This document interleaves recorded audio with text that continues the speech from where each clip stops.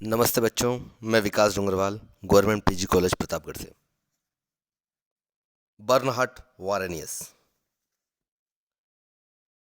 ये वर्तमान भूगोल के संस्थापकों में से एक हैं। इनका जन्म 1622 में हैम्बर्ग के निकट हिजेकर नामक कस्बे में हुआ था।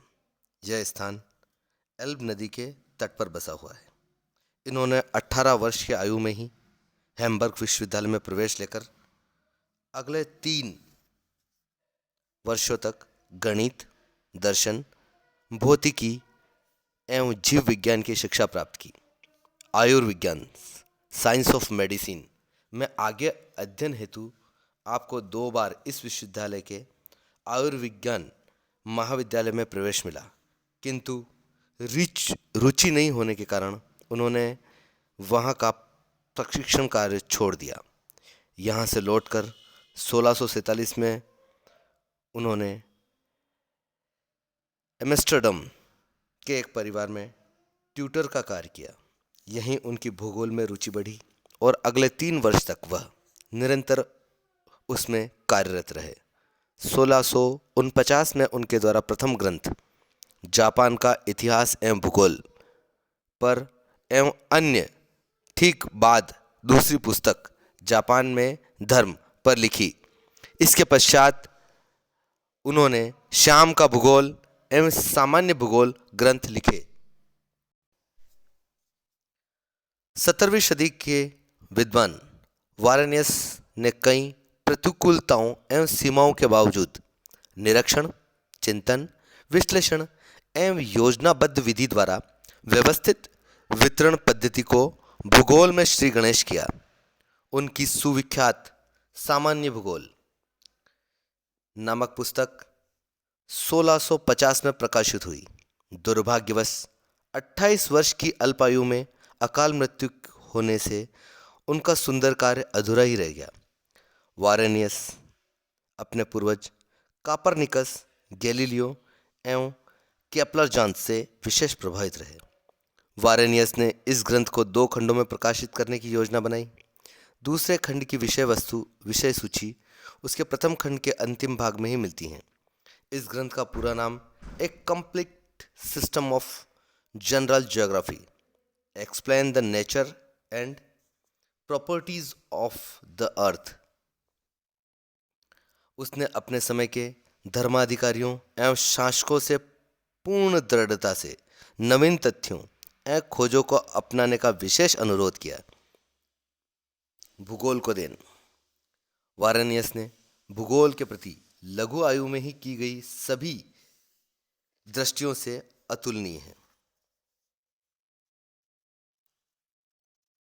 अपने समय के महान विद्वान सर आइजक न्यूटन की कैम्ब्रिज से लैटिन भाषा में सन 1672 से 1681 के बीच इस ग्रंथ के 2 संस्करण अनुवाद कराकर कैम्ब्रिज, ब्रिटेन से ही प्रकाशित कराए। स्वयं न्यूटन ने भी पृथ्वी से संबंधित प्राथमिक ज्ञान के बिना अपनी कृतियों को अधूरा माना। इस ग्रंथ को उस समय इतनी अधिक मान्यता मिली कि 1693 से 1765 के बीच अंग्रेजी भाषा में भी इसके 4 संस्करण प्रकाशित हुए। इस ग्रंथ में वारेनियस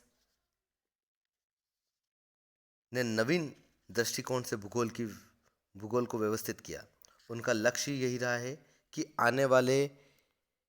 आगे के दशकों में भूगोल का स्वरूप क्या हो। डिकिंसन के अनुसार यद्यपि वारेनियस तत्वों या पदार्थों की न्यूनता से बाधित रहे, फिर भी उनका चिंतन अपने समय में अग्रदृष्टा बना रहा। भूगोल की परिभाषा लिखते हुए उन्होंने बताया, ये डिकिंसन ने बताया है, geography is the part of mixed mathematics which explain the state of the earth and of its parts depending on quantity wise its figure, place, magnitude and motion with the celestial appearance act. By some, it is take into limited a sense of a bare description of the several countries, and by others too extensively, who along with such a description would have their political constitution. अपने ग्रंथ को वारेनियस ने पहला सामान्य विश्व भूगोल universal और general geography एवं दूसरा विशिष्ट अथवा क्षेत्र वितरण भूगोल स्पेशल ज्योग्राफी और पार्शियल ज्योग्राफी नामक दो खंडों में विभाजित किया। सामान्य भूगोल। इस ग्रंथ के प्रारंभ में उन्होंने लिखा, geography is the knowledge of the अर्थ।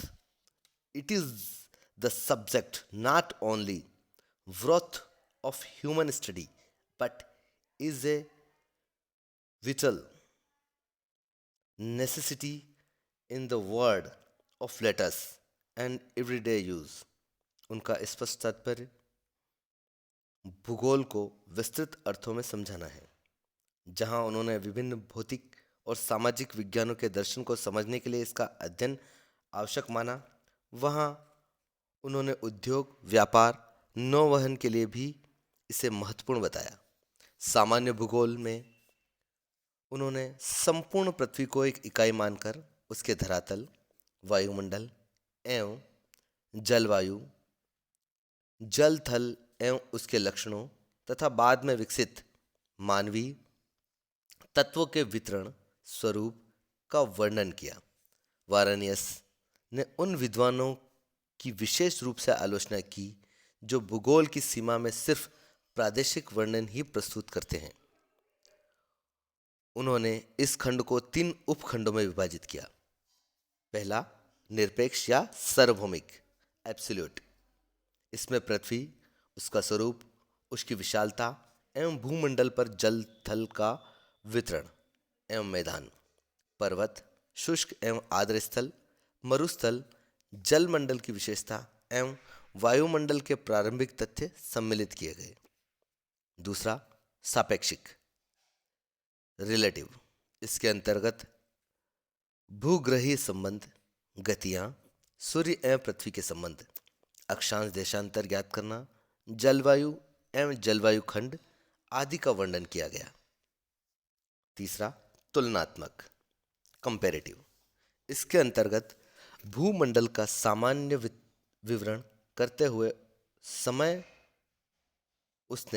उन्होंने भूतल के विभिन्न स्थानों की तुलनात्मक स्थिति, महत्वपूर्ण भौतिक एवं सांस्कृतिक लक्षणों का विकास, विभिन्न महासागर, लघु सागर आदि को समझाया।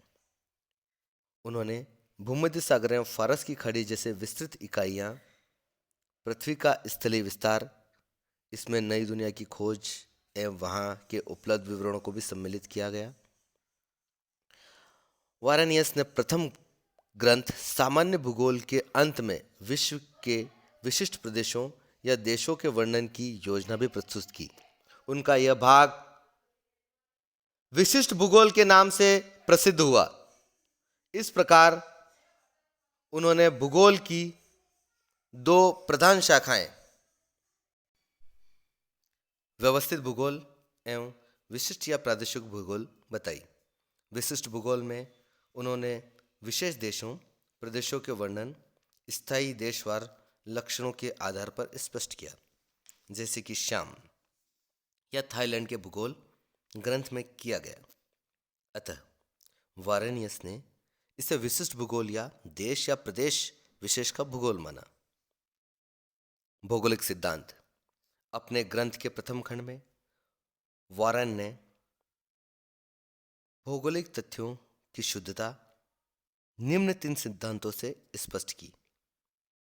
यह है, पहला, अंकगणित, रेखागणितीय एवं त्रिकोणमितीय सिद्धांत से विश्लेषणात्मक संबंध स्वरूप।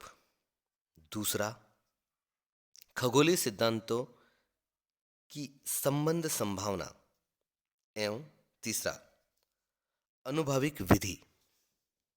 इस प्रकार वारेनियस ने सामान्य भूगोल ज्योग्राफिया जनरलिस में गणितीय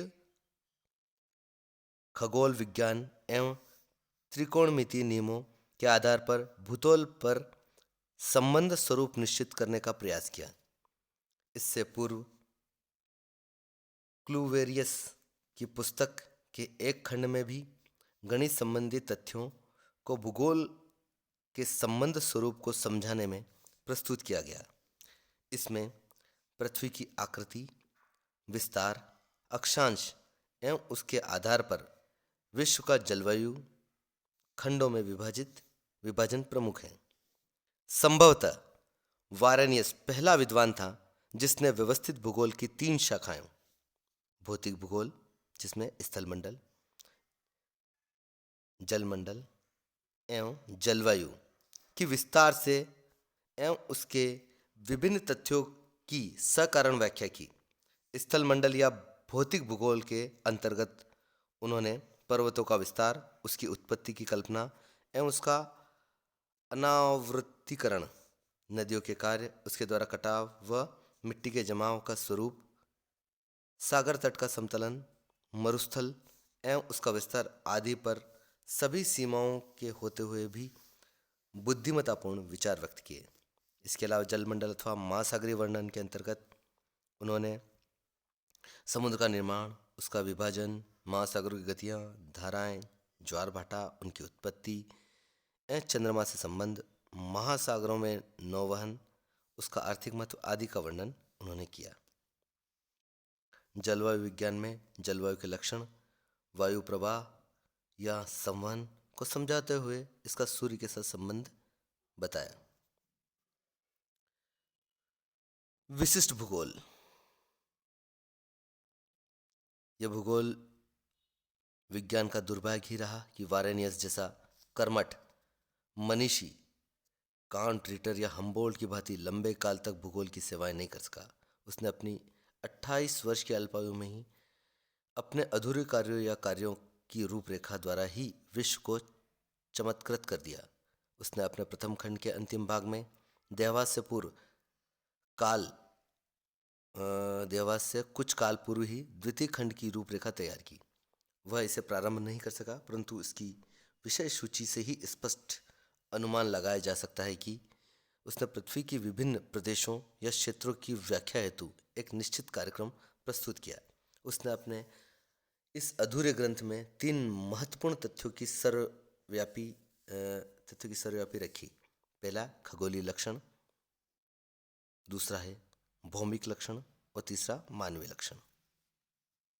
इस प्रकार वारेनियस महान जीनियस थे। और आप आज के लिए इतना ही, ठीक है।